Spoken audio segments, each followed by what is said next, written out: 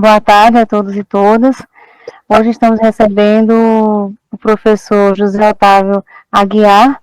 Ele é autor e coautor em diversos livros e artigos, entre os quais se inclui a biografia publicada de um oficial napoleônico no Brasil, o francês Guido Tomás Malière. O professor José Otávio também é mineiro, de Ubá.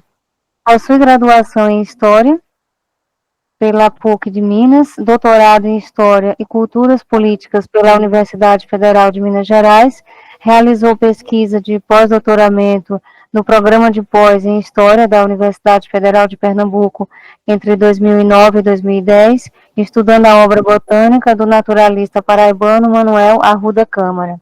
Atualmente é professor efetivo titular com regime de dedicação exclusiva na Universidade Federal de Campina Grande, onde leciona na graduação, bem como nos programas de pós-graduação em História e Recursos Naturais.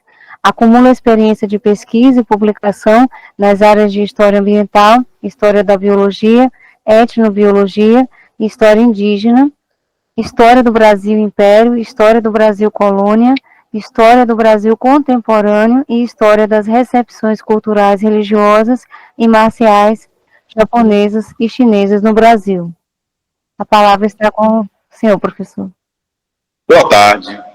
É com muita felicidade que eu venho a esse espaço falar dessa pesquisa, que é a minha última pesquisa, né? E que reflete uma bolsa de produtividade em pesquisa, recém-aprovada, né? E cuja elaboração, cuja organização, eu fiz entre mais ou menos 1 ano e meio atrás e 1 ano. Né? Inicialmente, mais ou menos por volta de abril do ano passado, nós tivemos uma descoberta arqueológica muito importante no interior de Minas Gerais. E essa descoberta foi a existência de um ancestral do milho. O milho, para quem não sabe, surgiu no México, a partir de uma gramínea, hoje utilizada como forragem, chamada teossinto. O teossinto, ele tem uns grãozinhos maiores, né? Mas ele é bem compridinho e são poucos grãos. E esse teossinto, originário do México, ele gerou, é possível sequenciar pelo genoma, ele gerou as espécies, raças de milho, assim chamadas, que nós temos hoje. Isso não foi um trabalho da natureza sem ação humana. A ação de seleção, de cruzamento, de enxertia, de controle da distância a partir da polinização, foi feita pelos nossos povos indígenas das Américas, tanto a América latino-americana quanto a caribenha, né?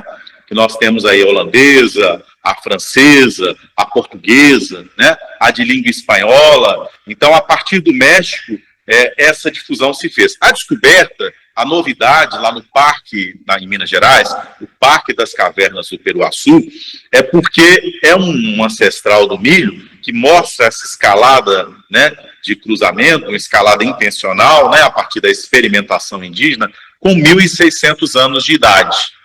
Então, o outro achamento mais antigo que nós tínhamos arqueológico, ele tem mais ou menos 600 a 800 anos em Roraima. Isso recua muito o prazo do período pelo qual nós sabemos que o milho é cultivado aqui. O milho que nós utilizamos hoje em dia é um milho de cor branca, né, ou um milho de cor amarela. Esse milho, ele tem cor preta, ele tem cor alaranjada, ele tem cor vermelha. Então, nós temos uma variação muito grande. Outra variação é que o tempo de maturação do milho é bem diverso, né?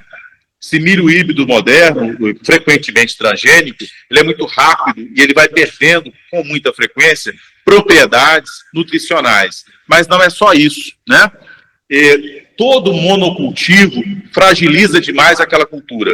Então, uma das formas de cultivo dos indígenas era associar diversas espécies botânicas, para evitar o que hoje nós chamamos de praga. Então, há uma série de elementos que eram controlados de forma sistemática, como, por exemplo, o próprio solo. Então, inicialmente, eu quis fazer, né, eu fiz uma pesquisa na Embrapa, fui a São Paulo, descobri que houve um grande agrônomo chamado Ernesto Paterniani, de descendência italiana, e ele foi pioneiro em estudar as chamadas raças de milho indígena brasileiras. O milho colorido, ou então a palavra mais utilizada, o termo mais utilizado é milho crioulo. né? E eu acho isso uma profunda injustiça.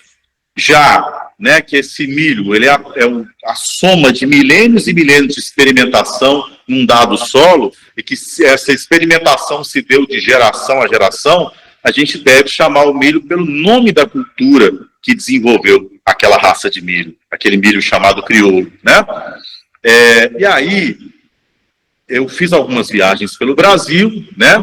Fui lá em Piracicaba, fui ao arquivo ao Banco de Sementes, que o Ernesto Paterniani deixou. Muito raramente, ele foi o primeiro a usar a expressão milho caingangue. Então, ele já associou a cultura caingangue, né? Mas, assim, é muito frequente que os pesquisadores não façam isso. A Embrapa não fazia até pouco tempo atrás. Então, é em busca dessa lacuna que eu comecei a minha pesquisa.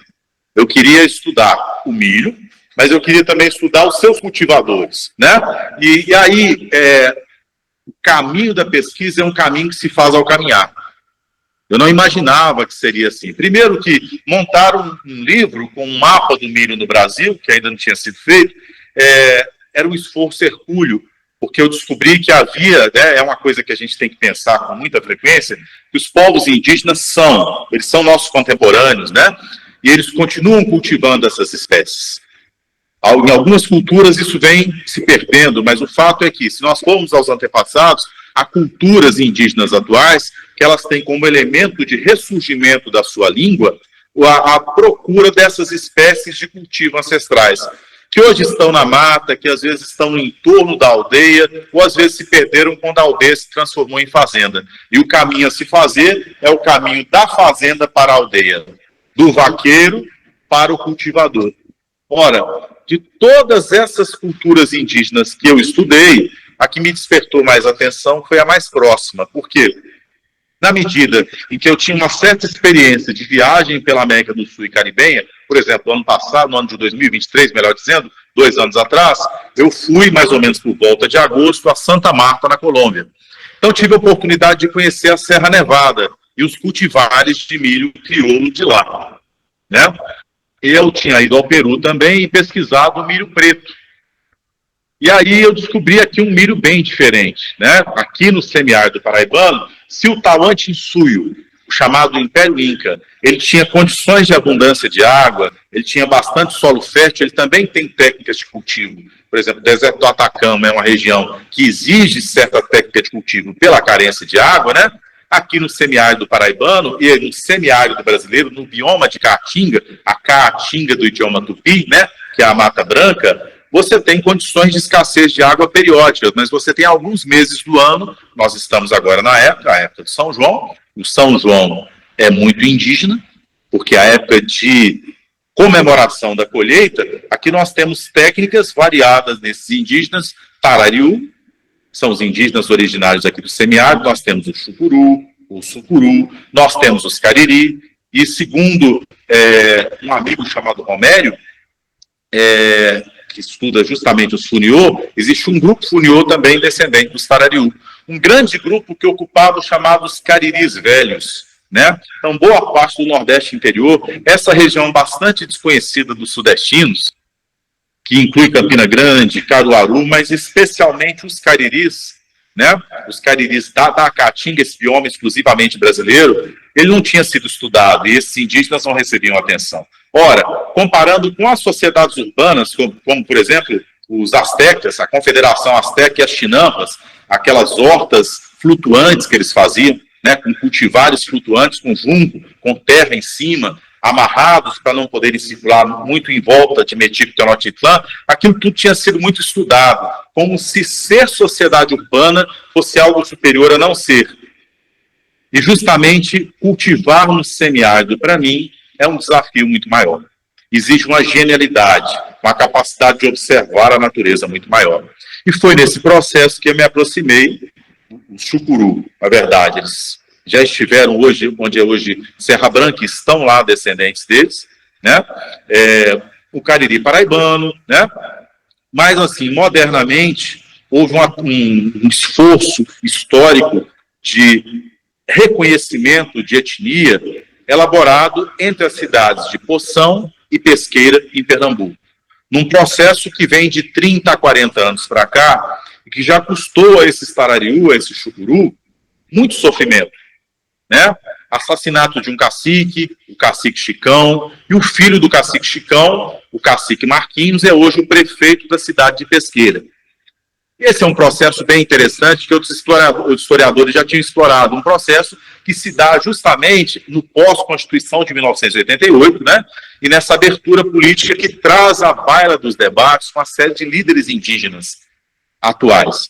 Mas me despertou a atenção um poeta, filósofo, líder indígena, chamado Irã Chucuru, né? Irã Neves Ordônio. Irã Chucuru elaborou um conceito que ele colheu a partir dos seus anciães, Chucuru, né?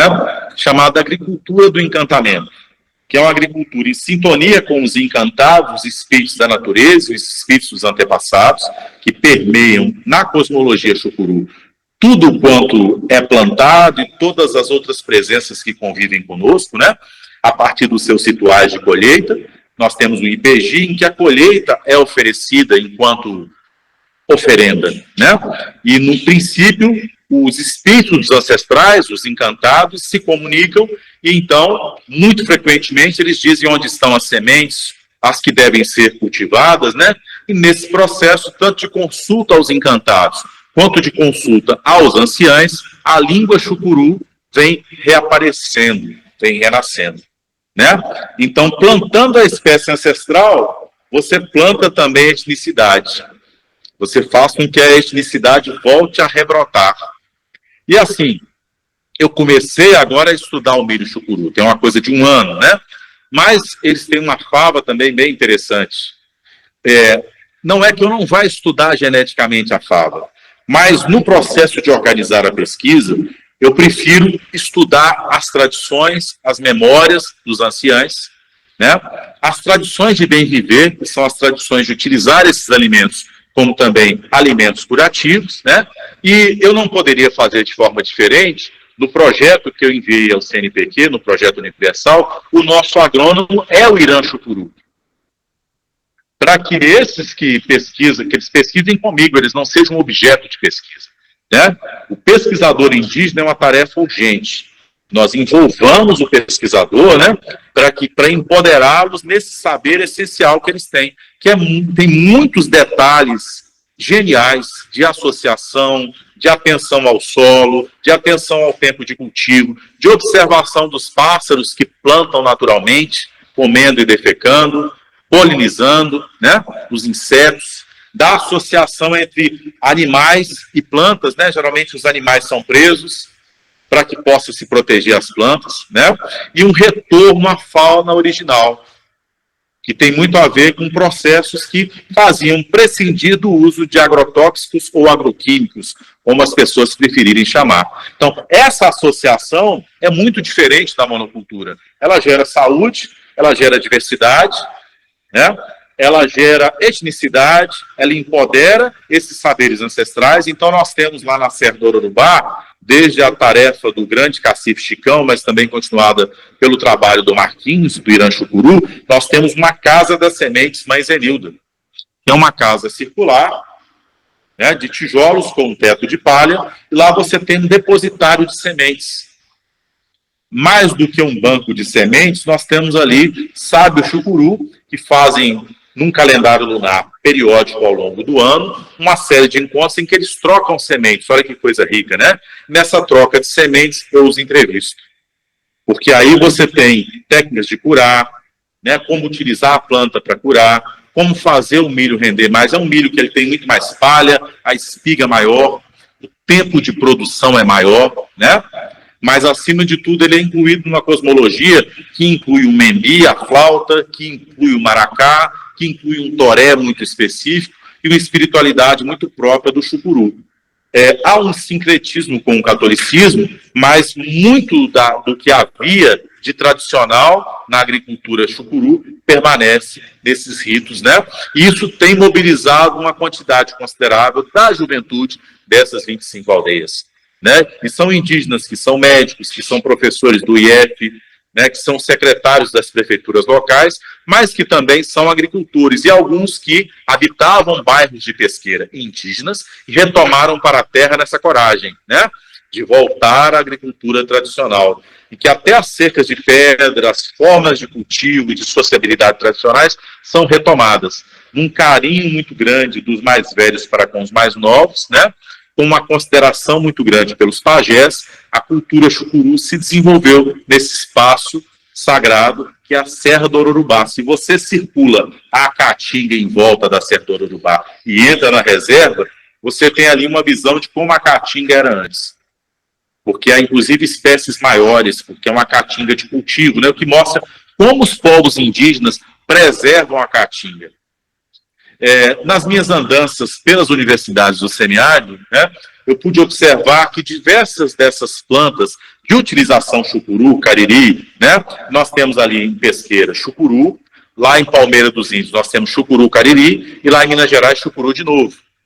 Né, porque houve, digamos assim, uma diáspora chucuru. Mas desde o século XVII, há documentos que remontam à existência desse indígena chucuru naquela região da Serra do Ororubá. Né? Uru é uma ave, um galináceo. A gente pode comparar de forma imperfeita a uma codorna, né? Que já é extinta na região, mas existe em outras regiões do Brasil. Né? E o obá é uma árvore. Então, Ororubá, a árvore dos urus. Né? A Serra do Ororubá. Então, o milho é cultivado bem alto para impedir que transgênicos, né, que outras espécies de milho, raças de milho se misturem, são raças, não são espécies, né, corrigindo, e para que haja a preservação desses métodos de cultivo. Se você circular e perguntar aos caciques, se você perguntar aos velhos cultivadores, eles vão trazer muitos saberes muito ricos, são esses saberes que eu tenho explorado na minha pesquisa. Especialmente, chamou minha atenção o papel das mulheres chucuru no cultivo. Né? Porque nós sabemos pela arqueologia que no litoral brasileiro os tupis estão aqui há aproximadamente 2.000 anos, de 2.000 anos para cá em levas sucessivas. Vieram da Amazônia, né? Encontraram-se com aquele povo do Sambaqui, que aqui na nossa região da Paraíba deveriam estar aqui também, mas a região está submersa, né? E então conquistaram a região. Algum traço genético do povo do Sambaqui ainda nesse tupi, os tupi ocuparam o litoral brasileiro. Bem posteriormente, os tarariú parecem estar no interior do Nordeste há muito mais tempo, né?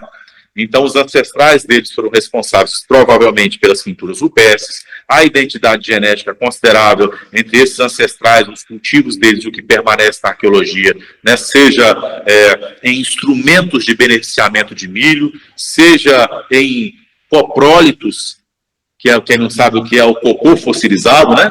Nós conseguimos achar ali resquícios que permitem remontar ao tipo de agricultura, ao tipo de digestão, ao tipo de alimentação que se fazia nesse período largo na história do nosso semiárido.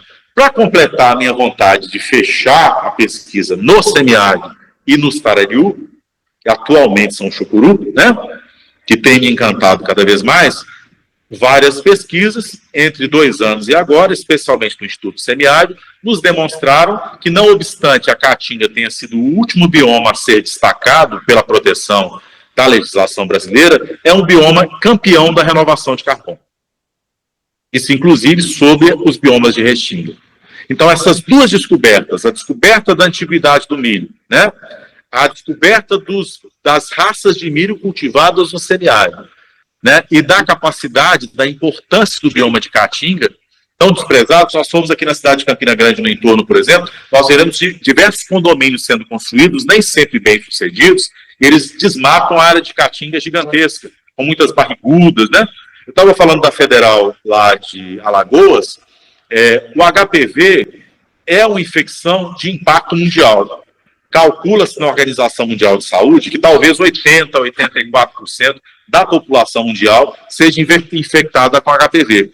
Tem um trabalho muito interessante lá que foi realizado com prostitutas, com a utilização do barbatimão, uma planta de cultivo tarariú, nas verrugas de HPV, e elas não retornam. O tratamento mais eficaz que nós temos na nossa medicina ocidental científica são as vacinas, que geralmente têm uma ação mais prévia, não é que não tem ação depois. Incentiva um pouco a imunidade, mas ela te protege justamente no período anterior à aquisição. Então, a próxima geração terá uma imunidade, mas a nossa, por exemplo, para se proteger, o barbatimão seria realmente, para o tratamento posterior, um recurso muito bom, né?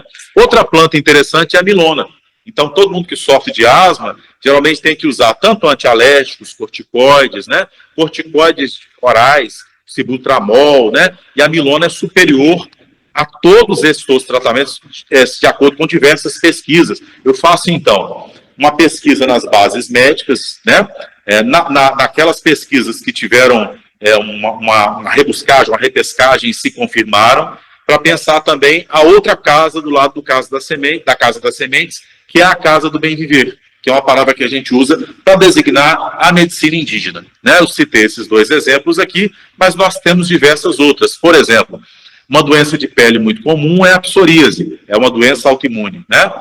Lá no Recife, tem uma série de pesquisas que associam o milho de urubu, que é uma planta do semiárido, ao propionato de clobetasol e conseguiram segurar o efeito rebote nos remédios tópicos para a psoríase. E é uma planta do semiárido, que os indígenas usavam para problema de pele, né? Então, assim, de um lado, eu quero mostrar, assim, além do milho que nós estamos estudando, que gera, né, um cuscuz de outra cor, né, que tem um sabor mais doce, que demora mais para produzir, nós temos uma série de plantas, espécies botânicas, que elas são curativas. Nós sabemos, por exemplo, lá pelo Arrendim, no seu A Ferro e Fogo, a história da devastação da Mata Atlântica brasileira, que foi o nosso pioneiro da história ambiental brasileira, que a ipecacuanha, ou poaia, saía em 6 toneladas por volta de 1807 do território do Brasil em direção a Portugal, né? E era só extrativismo. A diferença que eu vejo dos tupi em relação aos tarariú, enquanto os tupi eram semi-sedentários, né? E você tem nos tupi muita caça, os tarariú tem como foco a agricultura. A agricultura deles é muito importante. E uma agricultura desenvolvida numa região semiárida. Então, justamente o povo que evoluiu, né, se desenvolveu historicamente na região semiárida, é um povo que investiu e construiu saberes muito geniais, né, para sobreviver, para se nutrir, para se curar no semiárido e com as espécies botânicas e zoológicas, que é um outro capítulo a ser estudado do semiárido, né? Então, assim, é uma pesquisa que tem me encantado bastante, né? Uma pesquisa que envolve tanto documentos históricos mais antigos, mas, acima de tudo, observação, que envolve uma equipe multidisciplinar. Nós temos agrônomos, né? Historiadores, antropólogos, mas eu tenho comandado essa pesquisa e tenho como uma bolsa de produtividade individual do CNPq, né? Que eu espero que se confirme agora. Tivemos a prévia da aprovação, geralmente se confirma a partir do dia 1º, nós saberemos ao certo, né? O fato é que eu já apresentei na Europa, a gente tem uns debates aqui avançados já no sentido do estudo desse milho crioulo, né, a partir da historiografia. Não havia estudos da historiografia sobre milho crioulo, até agora, né? Então é interessante pensar isso. Nós temos agronomia, né, nós temos na botânica. Outra coisa que eu queria pensar, o Auguste de Saint-Hilaire, a maioria dos botânicos do século XIX, eles dizem quase nada sobre o milho. O Saint-Hilaire, que é o chamado patrono da botânica brasileira, na obra dele não há qualquer referência, para além da palavra milho, para se referir às raças de milho indígenas. Quer dizer, um botânico com tanta atenção às flores, às plantas curativas, né, ele não viu as cores do milho. Ele não perguntou, né? Porque nós temos que pensar os naturalistas como aqueles que se informaram dos indígenas, né? Até a partir da língua, a partir de uma série de detalhes que são construídos, né? Então, essa pesquisa, ela visa etapas sucessivas, né? Então, nós vamos fazer um estudo que privilegie o papel das mulheres, que faça um estudo genético desse milho, que tente fazer uma paleoclimatografia da região, né? E para isso a gente vai fazer um sensoriamento remoto, vai conversar com paleoclimatologistas, para imaginar, por exemplo, no século XVI, XVII, como era o clima da região, como era a cobertura vegetal e o que isso influenciava para que essas espécies tenham sido cultivadas nessas condições e tenham desenvolvido tal capacidade de resistência, né?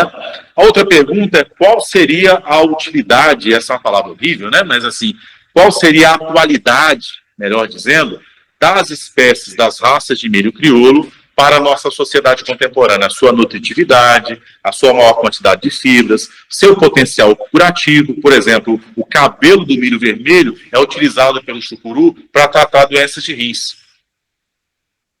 Então, basicamente, essa é a nossa pesquisa, né? Eu tenho me dedicado sistematicamente na história ambiental que eu tenho feito ultimamente ao estudo das espécies cultivadas por indígenas. Eu não chamo de etnohistória, eu chamo de história indígena. Eu acho que nada, tudo é étnico, né? Então, eu estudo as sociedades indígenas como nossas sociedades contemporâneas, né? Assim, líderes indígenas chucuru são prefeitos, são médicos, são advogados, são pesquisadores das universidades, né? E nós queremos que esse engajamento deles aumente, né? E talvez, entre as culturas indígenas que eu tenho estudado, o chucuru do Ororubá são os mais organizados em conservar as suas sementes, né? Dentre aqueles que convivem com sociedades urbanas, e essa convivência gera sistematicamente um perigo para o desaparecimento dessas espécies, uma facilidade do consumo de alimentos ultraprocessados, por exemplo, né? E o abandono desses cultivos tradicionais. O próprio Irã Chucuru, quando ele começou a pesquisa deles, ele que os indígenas falavam com ele: você está querendo que eu lembre do período da fome? Está querendo que eu cultive coisas que a gente cultivava quando a gente passava fome, né? Porque esse cultivo transgênico de grande quantidade, ele é muito mais fácil, ele é muito mais rápido, né? Ele faz perder essa riqueza que é a diversidade genética. E outra coisa que a gente tem que pensar para eu fechar, né? Os organismos, a nossa biologia se desenvolve junto com as plantas. Nós não pensamos a floresta como algo natural. Pensamos a floresta no sentido de ter se desenvolvido sem ação antrópica. A floresta é um jardim cultivado, né?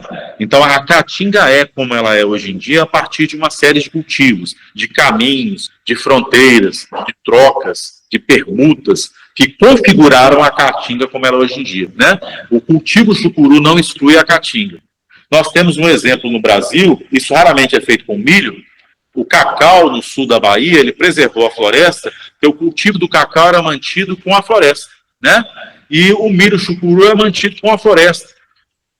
Não abre-se uma clareira muito grande, né? Então, o milho que ele se mantém com um tipo de vegetação que nem é muito alta, nem é muito baixa, que permite a entrada de luz, né?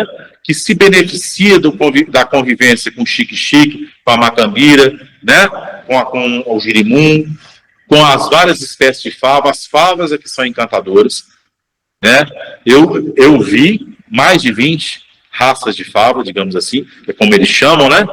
Azuis, vermelhas, bolinhas, mais compridinhas, né? E é interessante, são muito saborosas e geram um arcabouço alimentar e nutricional para essa população gigante, né? Imagine como você empobrece uma população dessa quando você tira da aldeia e leva para um bairro periférico de uma cidade, né? Embora com frequência a cidade que se estabeleceu e engoliu a aldeia. Esse bairro periférico ele era uma aldeia. E ali, como é o caso de Ouro Preto, né, a região de Ouro Preto, e dos chamados Carijó, que eles diziam que os Carijó tinham desaparecido, eu sou lá de Minas, né? Eles estão em Ouro Preto, os seus descendentes. Se você subir os morros da cidade, você tem as raças de milho tradicionais sendo cultivadas lá nos quintais. É porque nós não perguntamos, né, mais ou menos o que Eduardo Said fala sobre o Oriente, né? Se você perguntar a um chinês o que é o Qi, o chinês vai ter uma dificuldade muito grande de responder. Que ele pode ser muitas coisas, ele é um conceito energético dentro da cultura taoísta, difícil de materializar dentro da cosmologia ocidental, né? Mas, se você perguntar aos ocidentais, eles escreveram livros e livros sobre o Qi, que os chineses não têm coragem de escrever, né? Porque eles não têm a certeza, os ocidentais têm, que é um conhecimento que vai além das palavras, porque inclui experiência. Então, nas culturas que são baseadas na oralidade, essa experiência é trocada, né? Você tem esse tipo de experiência é transmitida de geração em geração. Então, é uma agricultura que constrói seres humanos, que constrói cultura e empodera esses seres humanos. Significativo foi a manutenção da religião tradicional chucuru, das formas de espiritualidade e religiosidade tradicional chucuru, e a não entrada das formas ocidentais, né, ou a retomada dessas formas tradicionais, do membi, da flauta, do toré, né, do ipeji, que é o altar no qual eles fazem as oferendas, dos terreiros, né, e da experiência do terreiro espiritual chucuru, tem tudo a ver com a manutenção dessa agricultura do encantamento.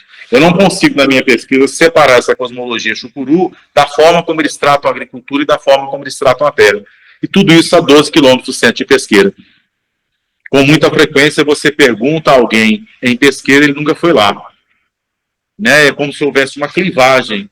De um lado, os indígenas, com muita razão, muito desconfiados pelo processo histórico de pistolagem, de perseguição que eles vêm sofrendo. De outro lado, uma sociedade que não procura saber, que não se interroga, que geralmente inferioriza, né? E imagina nos indígenas do semiárido algum tipo de inferioridade técnica ou societária, associando o desenvolvimento societário aos incas, aos astecas, às sociedades urbanas. Então, esse é um conceito importante de se quebrar. É um conceito muito importante de se quebrar. Né? Basicamente é isso. Se alguém quiser perguntar alguma coisa, eu estou aqui. E, geralmente, quando a gente fala, a gente amplia muito, né? Sempre ficam algumas dúvidas particulares. Parabéns pela palestra, né? Muito obrigada, né, pela maneira como você colocou, né, toda essa história na sua pesquisa. Eu queria abrir inicialmente para quem queira perguntar alguma coisa, ou mesmo fazer algum depoimento relacionado ao tema. Senão, eu vou fazer algumas perguntas, professor. Uma coisa assim que eu tenho perguntado sempre, né, quando a gente trata de outras culturas, né, porque querendo ou não, faz parte da nossa cultura, mas ao mesmo tempo a gente se distanciou, né, historicamente, da cultura indígena. Uma coisa que eu queria saber de ti é como é que os indígenas, ao qual você está tendo contato, né, agora nesse estudo, como é que eles entendem essa questão de saúde e doença? O que para eles é saúde, o que para eles é doença? Porque a gente tem alguns conceitos nossos, mas como é que eles entendem isso para poder utilizar as plantas e todo esse processo? Virou um consenso nos estudos de antropologia indígena no Brasil chamar a concepção de saúde indígena de bem viver. Então, assim, como nós trabalhamos as culturas indígenas de forma particularizada, e uma não é redutível à outra, né? Então, a pergunta seria, como se estabelece o sistema de saúde do Chucuru? Chucuru acreditam num complexo de seres ao qual nós pertencemos. Então, somos uma presença em relação a uma série de seres, visíveis e invisíveis. Na hierarquia desses seres, chamados de encantados, você tem os mortos, que continuam protegendo suas famílias e suas culturas, se interessando após a morte do corpo denso, né? Eles acreditam num corpo mais sutil. Pelo andar da cultura, da família e, acima de tudo, do cultivo. E tem os outros seres que são encantados da árvore, da planta, da erva curativa, da jurema, né? Que responsáveis pelo toré, que são responsáveis pelo cultivo da arte da flauta, que evocam espiritualidade particular. O rito começa, né, e se aprofunda com a flauta e o maracá, né? Então, a harmonia com esses seres, um processo em que você tem trocas, né, quer dizer, você não tira mais do que você dá, e assim, você oferece parte para a natureza, você tem que cultivar a terra de tal forma que após a sua saída ela seja mais fértil do que quando você começou a agricultura. Esse é um conceito essencial. E se você fizer dessa forma, a agricultura te protege. Para isso também é essencial, principalmente Irã destaca muito isso, que os passarinhos, que os lagartos, que as aranhas caranguejeiras, né, que as minhocas, que os outros seres da terra sejam respeitados. Né, que eles permaneçam nesse bioma. Tirar esses seres desse bioma empobrece o bioma. Né? Não só pelas razões que hoje a agroecologia nos diz. Né? Quando a gente acha na arqueologia a chamada terra de índio, terra de indígena, né? As terras cultivadas e tudo mais. Não é só por essas razões químicas, não. Por razões que eles atribuem à transcendência. Né? Então, esses seres, para eles, interagem conosco. E se você está em harmonia com esses seres, você está saudável. Você pode dormir bem, comer bem, se exercitar. Se você não está em harmonia com esses seres, você vai adoecer porque você não está num bem viver. Você está num viver que agride, que não devolve mais. Assim, você tem que viver de uma forma que a terra fique mais rica quando você parte. Né? Se você não faz isso, você adoece a natureza. Se você adoece a natureza, que é a mãe, você também adoece. Né? Então, a concepção de saúde deles é isso. Então, todo excesso adoece. né? Porque tu tens alguma referência assim específica que tu se lembre que fala especificamente sobre essa maneira de entender, né? Sobre o Chucuru, vocês conseguem achar os vídeos do Irã Chucuru. Ele está para lançar um livro, sabe? Mas assim, eu estou quase publicando um artigo. Quando eu publicar, eu mando para vocês. Porque, assim, você tem o trabalho do Edson Silva. Edson Silva é um historiador. Não sei se você conheceu, Priscila, foi nosso professor aqui do mestrado em História. Ele é do Colégio de Aplicação do interior de Pernambuco. Ele estudou o processo histórico do Chucuru, sabe? O trabalho dele é o trabalho mais importante sobre a história do povo Chucuru. E aí ele dedica alguns espaços do trabalho a isso. O Estevão Martins Paletó já estuda, ele estuda muito o Toré, a Jurema e os indígenas, né? Então, o trabalho do Estevão Martins Paletó ajuda a se aproximar um pouco da espiritualidade tupi. Tarariú, você tem a Jussiene Ricarte, Tarariú, né? Jussiene Cardoso Tarariú, que é o sobrenome dela atual, nossa colega, que é referência no estudo do Tarariú, né? E agora, esses saberes sobre o Chucuru, sobre essa espiritualidade ligada à agricultura, nós estamos construindo isso agora. Mas em breve haverá publicações. Já tem um artigo aprovado, né? Quando sair, eu vou ser o primeiro a enviar para vocês. Te agradeço, professor. Inclusive que a gente coloca na descrição do vídeo, né? Alguma referência que está relacionada à palestra. Queria saber se tu tem alguma palavra final ou se alguém que gostaria de perguntar ainda ou não. Alguém quer falar alguma coisa? Foi uma comunicação entre biólogos, geógrafos, agrônomos, historiadores, arqueólogos, né? Na medida em que esses trabalhos puderem ser associados, que o saber é múltiplo, é um paradigma de complexidade para se estudar, né, uma cultura, eu acho que vai se enriquecer muita coisa. Né? Porque na medida que estava só o processo histórico do Chucuru, você corre o risco de fazer uma história do Chucuru sem prestar atenção na agricultura. Eu brinco que Marcel Granet, o discípulo de Durkheim, que produziu vários livros do pensamento chinês, a sociedade chinesa, né? A civilização chinesa, que é o clássico dele, não viu a arte marcial. Então ele morou anos e anos na China, a arte marcial é um elemento essencial da cultura chinesa, simplesmente ele não viu, né?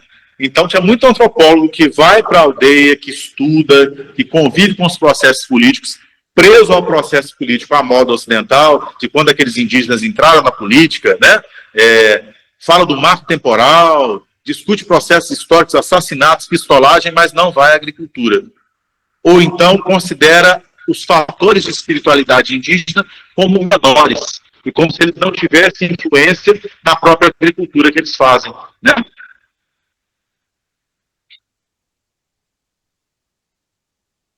Tocando nesse assunto, professor, tem uma coisa que eu fiquei também curiosa. Essa equipe multidisciplinar, né, que está trabalhando, tu poderia falar um pouco sobre essa diversidade de formação, né, e também cultural desses profissionais? Nós temos a riqueza de termos o Irã Chucuru como nosso parceiro, né? O Irã Chucuru é professor lá do IES também, ele é o articulador da agricultura do encantamento, ele é o diretor lá da Casa das Sementes Mãe Zenilda, criou o espaço de memória, criou o espaço das sementes, ele é o organizador da Casa do Bem Viver, né? Isso é uma riqueza muito grande para a gente ter um agroecólogo chucuru entre nós, né? De outro lado, nós temos uma orientanda, ela foi minha orientanda de mestrado, doutorado e agora de pós-doc. É o segundo pós-doc que ela faz comigo, com bolsa, que é a Mara Carinho, que é jurista, né? Nós temos no grupo o Estevão Martins Paletó, que é um antropólogo dedicado, sociólogo dedicado ao estudo das espiritualidades indígenas, né?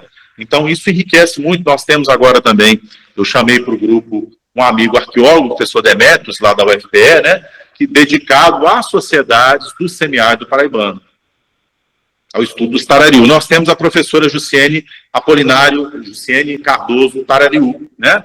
Inclusive ela usa o sobrenome Tarariú, ela reivindica essa identidade, né? E ela é mais uma pesquisadora indígena que nós temos, né? E dedicada à história do povo Tarariú. Boa parte da produção acadêmica da Jussiene foi dedicada a isso, né? Então, é uma equipe que, além de estar em vários estados, ela se reúne periodicamente. O que tem ocorrido é que, até agora, nós estamos fazendo a pesquisa do nosso bolso.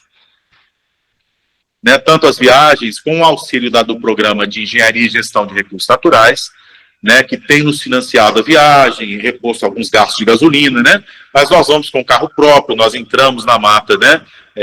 com os indígenas, né? Nós levamos os alunos, eu tenho um estagiário, né? O Alex de Souza Félix, que é meu estagiário, e fez doutorado, fez mestrado comigo, tá, agora vai tentar o doutorado em recursos naturais, e está lá conosco também, ajuda a organizar o material, a organizar as entrevistas, né? Porque para você aprovar no comitê de ética uma entrevista dessa natureza, um tipo de trabalho assim, você tem que ir por etapas, que a parte da entrevista, para entrar na aldeia, para quem nunca pesquisou aldeia indígena, né? Autorização do IBAMA, autorização da liderança indígena, autorização da FUNAI, exame de saúde. Então, não é uma coisa que é fácil, assim, envolve uma burocracia muito necessária, porque é assim, que a gente se livre de entrar em qualquer cultura indígena sem que haja muito respeito, né? Sem que a gente seja muito permitido lá dentro, né? Então, todo saber que eu veiculo, eu pergunto muito se eu posso veicular. Eu pego permissão, né? Eu não filmo os rituais, eu posso até teorizar sobre eles, mas não filmo porque eles não querem que eu filme. É um espaço sagrado, é um momento íntimo deles, né? Então, saber visitar é algo também muito importante. Saber pesquisar com respeito e a reverência necessários. A questão da ética é essencial nessa hora, para não prejudicar a própria comunidade, né? Que você está trabalhando em prol, de repente está prejudicando, às vezes. Exatamente. Você pode fazer pirataria biológica, né? Muitos fazem. Olha, tem aqui algumas falas, né, da Tainara. Ela está dizendo boa tarde, que palestra incrível, um momento enriquecedor, cheio de aprendizado, parabéns. A Priscila da Silva colocou que, apesar de alguns minutos atrasada, achei a palestra com fatos interessantes. Eu queria saber se tu tinha mais alguma coisa a falar, poderia finalizar, não sei, depende também do seu tempo, tá? Eu queria agradecer pela paciência, né, de ouvir sobre as nossas pesquisas lá no Chucuru, convidar vocês a conhecerem mais sobre o Chucuru do Ororubá, né, eles estão presentes, eles são líderes políticos na sua região, tanto em Poção quanto em Pesqueira, líderes políticos atuais, que convivem com as lutas políticas, é uma juventude indígena engajada na representação das demandas atuais, reais desses indígenas hoje em dia, né? São produtores de poesia, de espiritualidade, de agronomia, de medicina, né? Estão se formando academicamente e fazem parte de uma juventude brasileira presente, inclusive, no Congresso Nacional, e que merece de nós o maior respeito, né? E que surgiu desse movimento pós-constituinte de 1988, né? É nesse movimento que nós temos esse surgimento dessas novas lideranças, né? Mais uma vez, muito obrigada, viu? Foi uma oportunidade poder ouvi-lo também, viu? Eu que agradeço. Grande abraço. Uma boa tarde para todo mundo, um abraço aí para todo mundo.